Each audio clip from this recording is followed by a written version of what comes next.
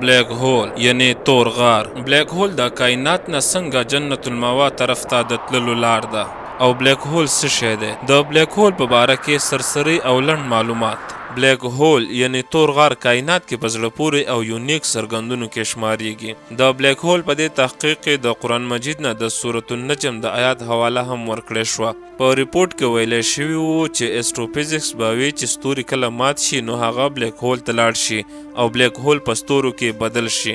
دغه خبره به مذاق ګڼلی کېده. موږ په دې پوهیږو چې بلیک هول د بهر نه ښکاري، لیکن زموږ دپاره دا ممکنه نه ده چې موږ دې ته څه اله وغیره ولیږو او هغه چې دننه لاړ شي نو موږ ته به هغه خالي سیګنل هم بهر رانه کړي. یعنې چې بلیک هول ته څه څیز هم دننه لاړ شو نو د هغې د بهر راوتو هیڅ یوه لار هم بیا نشته او راښکونکی فورس یې دومره مضبوط دی چې رڼا هم د هغې د ګرفت نه نشي وتی. په آیات شریف کې چې د بیرې د ونې ذکر دی نو هغه بلیک هول څنګه دی او څنګه د کائنات نه جنت المأوا ته لار ده. سورة النجم کې د بلیک هول او د نبی اکرم صلی الله علیه و آله وسلم معراج ته د تللو ذکر څنګه راغلی دی. په 2011 کې ساینسدانانو د ستورو او د بلیک هول معلومات ثابتول، لیکن په هغې کې نو کامیاب شوي، لیکن هغوی اوس په دې کې کامیاب شوي دي. د دې ریپورټ مطابق په کوم تحقیق باندې ساینسدانان ورسېدل، په دې باره کې د ساینسدانانو دعوه ده چې قرآن پاک کې د سورة النجم کې د بلیک هول او د رسول الله صلی الله علیه وسلم د معراج ذکر دی. ساینسدانان د بلیک هول په باره کې د تحقیق نه د نبی اکرم صلی الله علیه و آله وسلم د معراج تصدیق کوي. ساینسدانان د دې خبرې هم تصدیق کوي چې په دې آیات شریف کې چې د کمې بیرې د ونې ذکر دی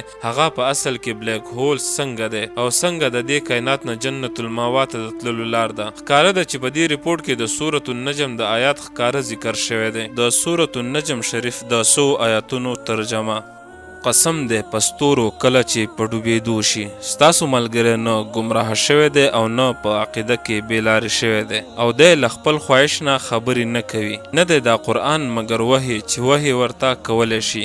دته دا ډېرو سختو قوتونو والا جبریل ښودلی دی چې طاقت والا دی. بیا هغه پورته لاړ او هغه په کنارو د اسمان لوړو باندې و. بیا نږدې شو، پس ښه راښکته شو په محمد صلی الله علیه و آله وسلم. د دوو لیندو په مصابحت شو، بلکې له دې نه هم ډېر نږدې. پس وحی وکړه بنده د خدای ته هغه چې وحی وکړه. دروغ نه دی ویلي، زړه د حضرت محمد مصطفی صلی الله علیه و آله وسلم هغه چې وی لیدل. آیا پس تاسو جګړه کوئ له ده سره په هغه کې چې ده لیدلی دي او خامخا په تحقیق باندې لیدلی او حضرت جبریل علیه السلام یو کرت بل وار له سدرة المنتهی سره چې د دغې سره جنت المأوا دی. هغه وخت چې پټه کړه هغه ونه د بیرې، هغه څیز چې پټ کړو کوک شوی نو نظر د حضرت محمد مصطفی صلی الله علیه و آله وسلم او نه تیر شوی و له حد نه. یقینا د خپل رب ډېرې لویې نښې ولیدلې.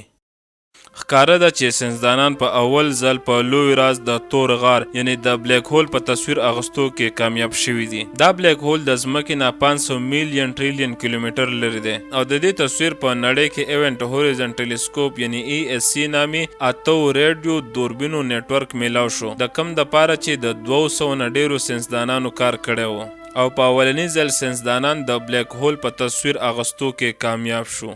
تصویر اغستی شوی دی خو هغه اوس هم بالکل کلیر تصویر نه دی، یعنی بلر تصویر دی.